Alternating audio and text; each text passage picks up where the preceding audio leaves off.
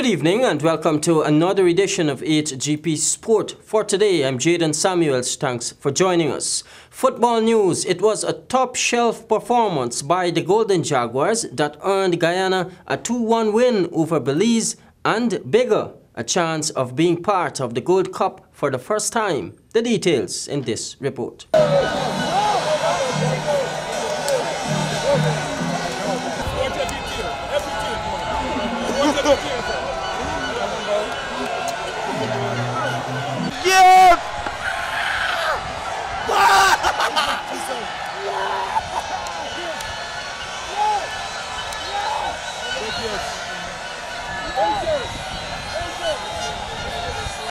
Watched by yellow-loaded stands, the Golden Jaguars responded well to every roar and whistle to prevail over an aggressive Belize, but on that night, the locals were all comprehensive.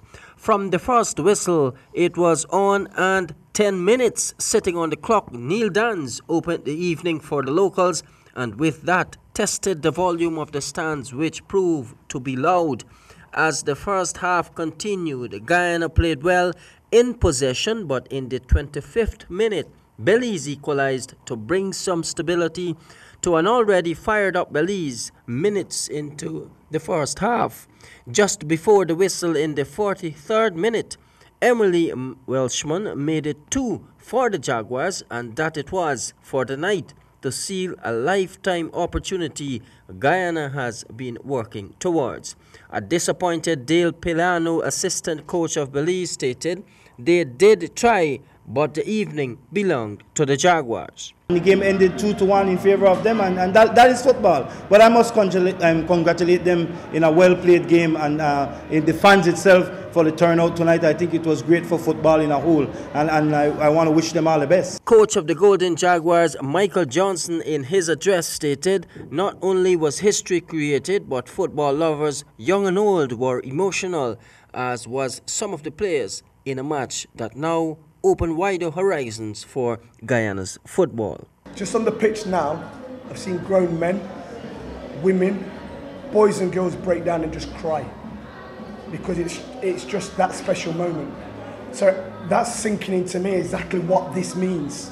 When I see them crying and can't hold it together, I totally get what it means. Meantime, captain of the local Jags, Samuel Cox, said the victory was the byproduct of hard work by the players and the administration. You know, there's been a lot of talk. You know, I've been in the program now for 5 years. 5 years I've been here. I've seen the ups, I've seen the downs. I've seen things that people in here don't even know about. But I tell you what, every single person behind the scenes has worked their socks off. And that starts from Prezi, starts from the gaffer, starts from Ian Greenwood. What a fantastic job they're doing off the pitch. And those players on that pitch today, on the bench involved, they have just made history. History, people. That has never been done in this country before. We are the greatest team to achieve something ever in this country. We need to appreciate that and give thanks to everyone. Yeah? Whether it's foreign base, local base, I don't care, whatever the hell base. It doesn't matter because we're all one. One country, one team, one dream. Simple as that. Simple. Simple.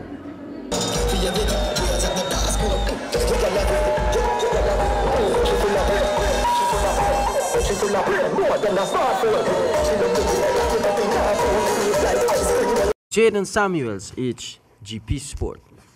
More football news. Charlestown Secondary, Bishops High, Annandale and Christianburg secondaries have already secured quarterfinal spots in the knockout stages of the Milo Schools Boys Under-18 tournament. Stanford Howard reports. At the weekend, the knockout stage of the Milo Under-18 Schools Football Tournament got underway at the Ministry of Education ground, Carifesta Avenue, in the double-header on Saturday. In the first match, Charlestown battled Golden Grove, and it took just 15 minutes for Simon Jones of Golden Grove to penetrate Charlestown's defense to take the lead in the first half 1-0.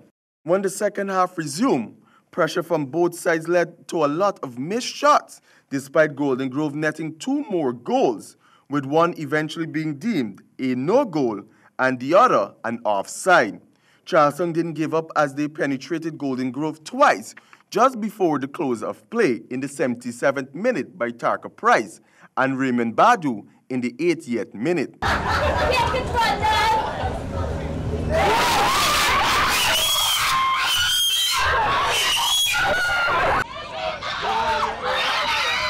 Skip-off Charles Young Secondary spoke on his team's performance and what they need to work on going forward. Time football Charles Young is play, wasn't playing. We had a bad first half, and then our coach Allo, we need to plug in everything we need in the second half, and so that's what we did. I helped my team by scoring the second goal, and that wasn't my job alone, but creating plays, creating space for my teammates, and as the captain, I think for my better, I step up today. In the next match of the doubleheader, Cummins Lodge came up short against Bishops High, as Bishops defeated them 5-2 to take their quarterfinal spot. On Sunday, the knockout stage continued with 4 more matches, with powerhouse Annandale taking on Friendship. It was an uphill task for the East Coast boys as Friendship put up a fight, which led to a stalemate in the first half. With the resumption of the second half, Annandale showed their real skills and maneuvered the ball around and create an opening to sweep Friendship under the rug with a 3-0 defeat. Those goals came off the boot of Sion Haywood in the 48th minute and a double by Jamar Harrington in the 58th and 60th minutes. Let's take a look at some of the highlights from that match.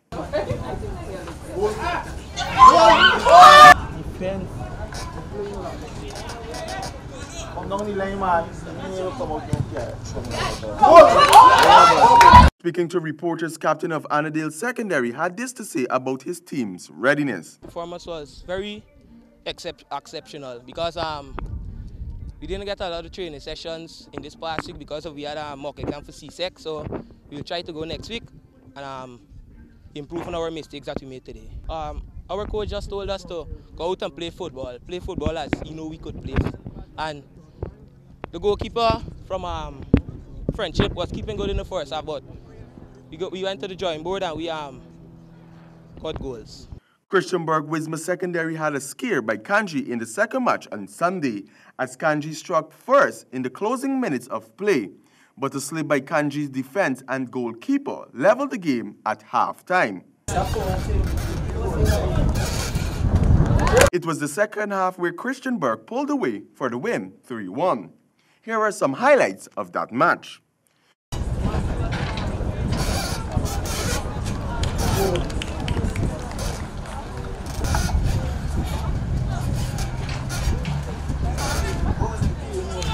The other 2 matches of the day fans were able to witness: Virgin Nugent trouncing St. Cuthbert's Mission 2-0 and President College reigning over Queen's College 3-1. For HGP Sport, I am Stanford Howard. Let's turn our attention to some cricket news. Under the watchful eyes of international audit firm KMPG, Ricky Skerritt is the new president of West Indies Cricket after defeating incumbent Dave Cameron 8-4 at the elections held yesterday in Jamaica. The details in this report.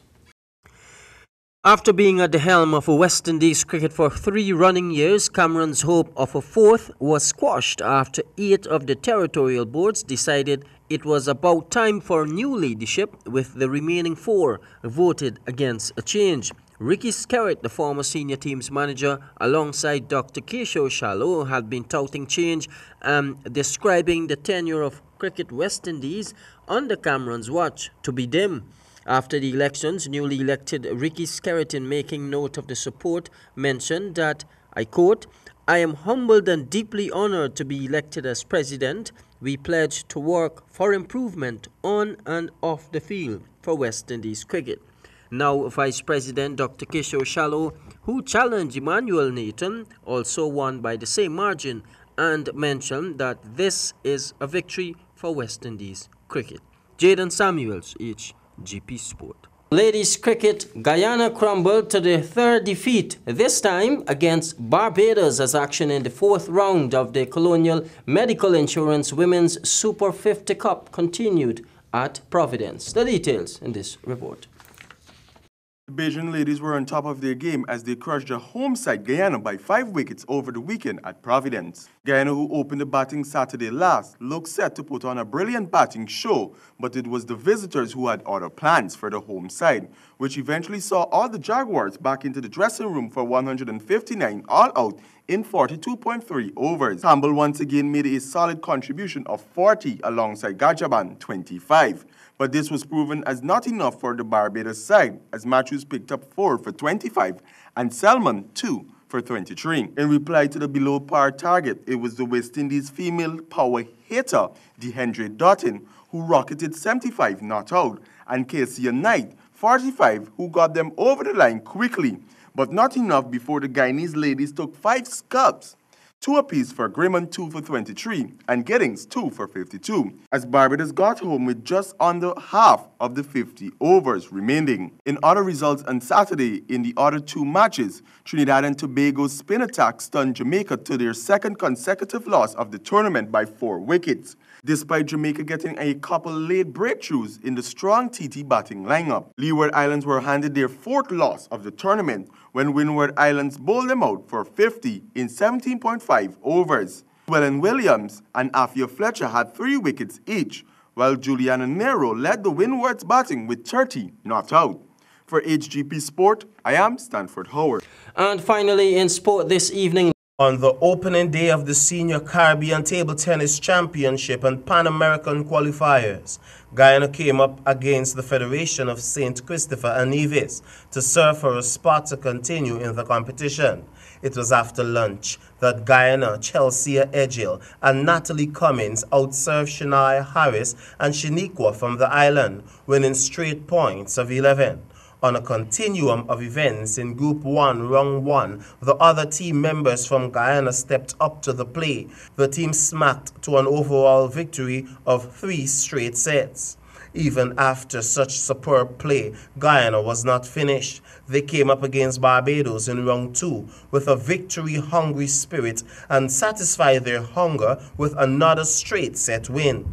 A few fans gathered, loved the performance and applauded under the 11 flags flown in the colorful stands. The Guyana senior men's team was not so successful, but was able to trash St. Vincent with paddles and pen holders to gain victories, but was denied the same by Puerto Rico. For HGP Sport, I am Samuel Gillis. And that concludes our cast for this evening. I'm Jaden Samuel, reminding you to say yes to life, yes to sport, and no to drugs. Good night.